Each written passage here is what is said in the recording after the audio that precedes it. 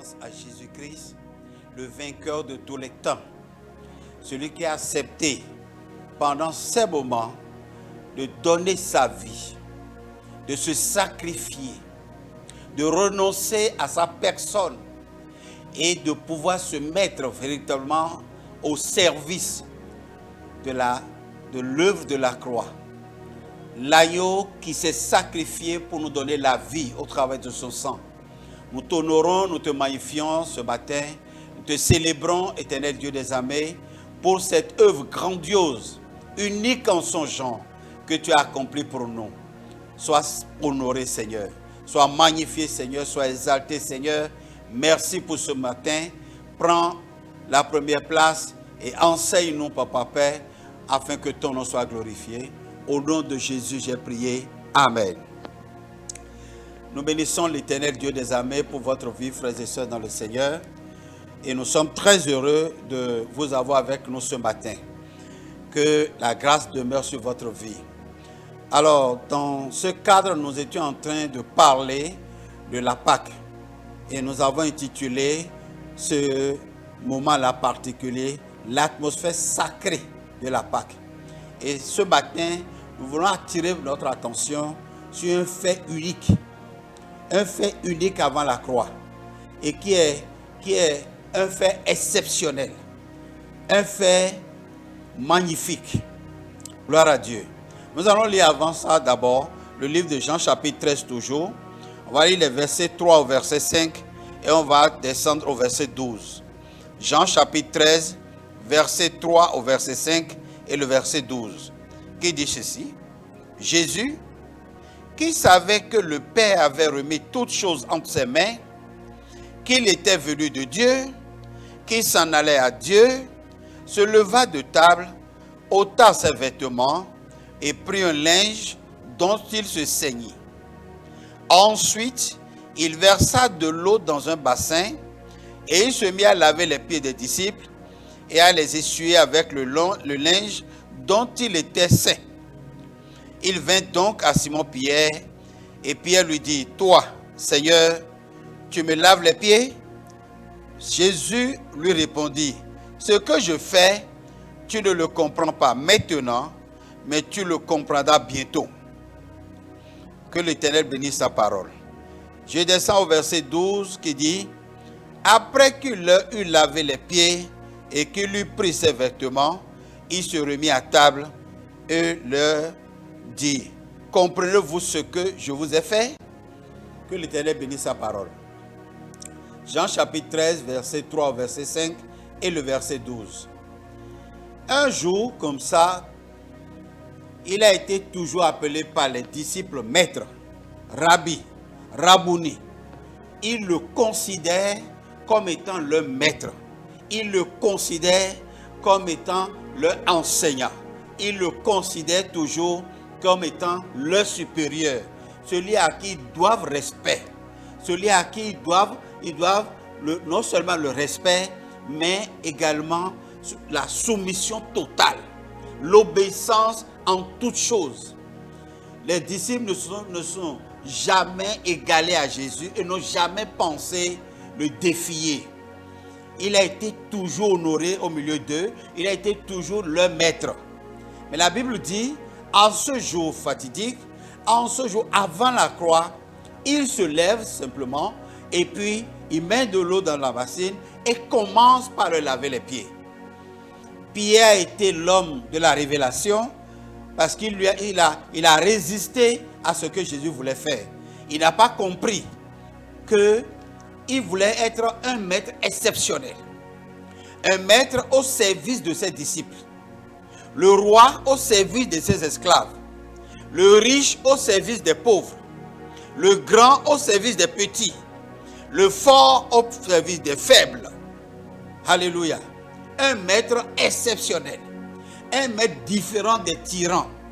Un maître différent des maîtres qui traitent malhonnêtement le sujet. Il est venu pour communiquer une leçon. Il est venu pour établir une nouvelle philosophie, une nouvelle idéologie de la vie. comment un maître peut se lever et prendre la place de ses serviteurs et commence par les servir. Il est venu pour annoncer, pour établir un nouveau leadership.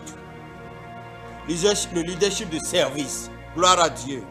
Or, Jésus n'est pas seulement un Seigneur religieux, mais il a été un Seigneur historique, parce qu'il constitue jusqu'à présent une source d'inspiration pour la science humaine, pour la science commerciale et pour la science dans tous ces domaines, dans toutes ces dimensions.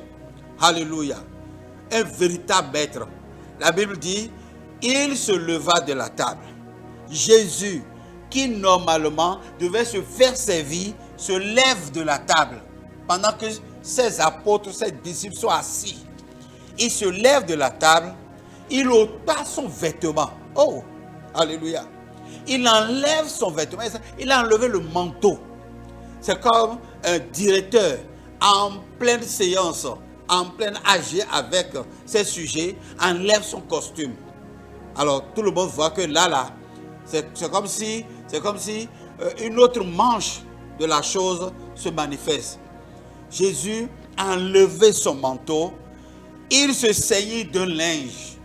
Alors que quand l'hébreu met sa ceinture, c'est comme que la démarche change. C'est-à-dire, la dimension des événements change. Il y a une dimension supérieure qui veut s'installer. Les choses sont en train de prendre une autre dimension. L'allure change. Jésus a saigné son linge, sa ceinture, et il versa de l'eau dans une bassine. Tout cela était étrange aux yeux des disciples. Mais c'est nous qui devons faire tout ça. Pourquoi le maître ne nous l'a pas recommandé? C'est parce que le maître avait un message. C'est parce que le maître voulait transmettre une connaissance. C'est parce que le maître voulait enseigner quelque chose de profond. Le maître voulait créer un événement. Une atmosphère est en train d'être créée. Avant d'aller à la Pâque, avant d'aller à la croix pour accomplir l'œuvre de rédemption, il était en train de mettre le cheminement. Il était en train de mettre les balises sur le chemin. Il était en train de mettre les signaux. Qu'est-ce qui permet à l'homme d'aller jusqu'à la croix, d'accomplir l'œuvre de la croix, de remporter une grande victoire, de relever de grands défis? Il faut qu'il passe par là. Il faut qu'il passe par se lever de la table pendant que ses subalternes sont assis. Il faut qu'il ôte ses vêtements. Il faut qu'il mette sa ceinture. Il faut qu'il verse de l'eau dans la bassine. Il faut qu'il lave les pieds des disciples. Oh, alléluia. Gloire à Dieu. Frères et sœurs dans le Seigneur, nous parlons de l'atmosphère créée par Jésus-Christ avant la croix. Et nous énumérons là des choses qu'il a accomplies autour de la table au moment où il partageait le repas pascal avec le peuple. Il n'est pas encore allé à la croix. C'est avant la croix. C'est des préparatifs pour permettre la victoire de la croix. Il enleva son manteau, il saignit sa ceinture, il verse de l'eau et il commence par laver les pieds. Il commence par laver les pieds. Pourquoi seulement les pieds? Il va dire à Pierre, celui qui est propre de pied est propre entièrement. Parce que le seul moyen de déplacement en ce temps, c'était les pieds. Les gens marchaient dans le désert et leurs pieds étaient plus sales que tout leur corps. Alors Jésus a lavé les parties les plus sales de ses disciples. Jésus a accepté en tant que maître Seigneur, en tant que le Rédempteur, en tant que celui à qui Dieu a remis toutes choses. Il avait toutes choses en main. Tout ce qui peut lui permettre de s'enorgueillir, de se vanter. Tout ce qui peut lui permettre de s'imposer, de manipuler les autres. Il avait tout, il ne manquait de rien. Il ne voulait pas influencer les disciples. Il ne voulait pas les manipuler. Il ne voulait pas utiliser la ruse pour pouvoir étendre sa domination sur eux. Non, il avait toutes choses. Et malgré qu'il avait toutes choses en lui, cela ne l'a pas empêché de s'humilier. Cela ne l'a pas empêché de se rabaisser. Cela ne l'a pas empêché de renoncer à toutes choses et de se faire serviteur. Il lava les pieds des disciples. Il remit encore son vêtement. Il rentre encore dans son titre. Il rentre encore dans sa gloire. Et il se remet à table avec eux. Il n'a pas dit à partir de maintenant, je ne suis plus votre égal, j'ai fait ce que personne n'a jamais fait, mais il s'est remis à table avec eux et il a encore mangé avec eux.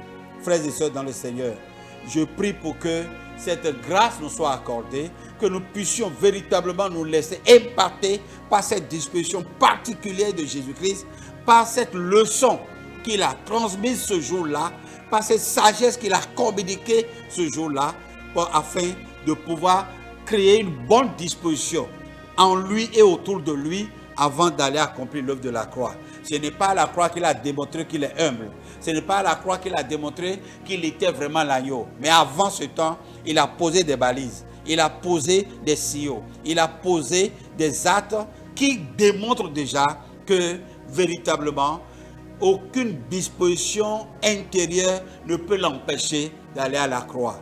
Que son nom soit glorifié. Je prie pour que chacun de nous puisse bénéficier de cela. Je prie pour que cela puisse nous impacter. Je prie pour que chacun de nous soit influencé par cet acte qu'il a accompli en tant que le grand, en tant que le puissant, en tant que celui qui ne manque de rien. Il s'est fait pauvre, il s'est fait petit. De grand qu'il était, il s'est fait petit pour pouvoir accomplir de grandes choses. Frères et sœurs dans le Seigneur, ça nous arrive également à des moments donnés, afin d'accomplir de grandes choses, nous devons nous réduire à néant, à rien du tout, pour pouvoir accomplir de grandes choses, afin qu'on méconnaisse celui qui a fait la chose. Ne prenons pas toujours le devant avec toutes nos connaissances, avec toutes nos compétences, pour montrer que c'est nous. Non, rabaissons-nous. Et il est dit que chacun, il nous a dit de nous rabaisser sous la puissante main de l'Éternel, et il nous élèvera au temps opportun. Qu'il en soit ainsi dans le nom de Jésus. Il y a des temps dans notre vie, des temps où il faut se rabaisser, des temps où il faut prendre la place d'esclave, la place de petit, la place de pauvre, la place de faible. Il y a un temps pour chaque chose. Un temps où tu seras plus fort, fort et fort davantage. Un temps où tu seras le maître partout, celui qui sert tout le monde. Un temps pour toutes choses, un temps pour chaque chose. Il a montré qu'il y a un temps où je dois me rabaisser parce que bientôt je serai élevé et toutes les langues chanteront ma gloire et tous les regards seront portés sur ma personne. Que le nom de l'Éternel soit célébré. Éternel Père Tout-Puissant, Papa, je prie à l'instant maintenant pour toute personne qui a besoin de ces qualités, qui a besoin, Papa Père, de cette sagesse, de cette leçon. Toute personne qui a besoin, Papa Père, Roi de gloire, de ce que tu as transmis ce jour-là, afin de pouvoir relever le défi de sa vie. Seigneur, que cela lui soit accordé, que son cœur s'ouvre pour l'obtenir dans le nom de Jésus-Christ. Que cette leçon, Papa, puisse pénétrer chacun de nous, afin que là où nous avons toujours l'habitude de buter contre le rocher maléfique satanique, nous puissions, Papa, le défier et avancer brillamment dans le nom de Jésus-Christ. L'ennemi qui connaît nos faiblesses et qui nous attend souvent au point nommé, Père, maintenant que tu nous as parlé, maintenant que nous avons compris qu'il y a des temps où nous serons rabaissés, il y a des temps où nous devons être faibles, et il y a des temps où nous devons prendre la place de l'esclave, malgré que nous soyons véritablement des rois. Éternel Père Tout-Puissant, donne-nous de ne plus buter contre cette pierre d'achoppement dans le nom de Jésus-Christ, mais de pouvoir véritablement survoler, surmonter ces moments-là et de continuer brillamment notre marche. Merci pour la victoire, merci pour le défi, merci pour ta grâce, merci pour ta faveur, merci pour ton amour. Reçois honneur et gloire, magnificence à toi, dans le beau et précieux nom de Jésus, j'ai prié. Amen.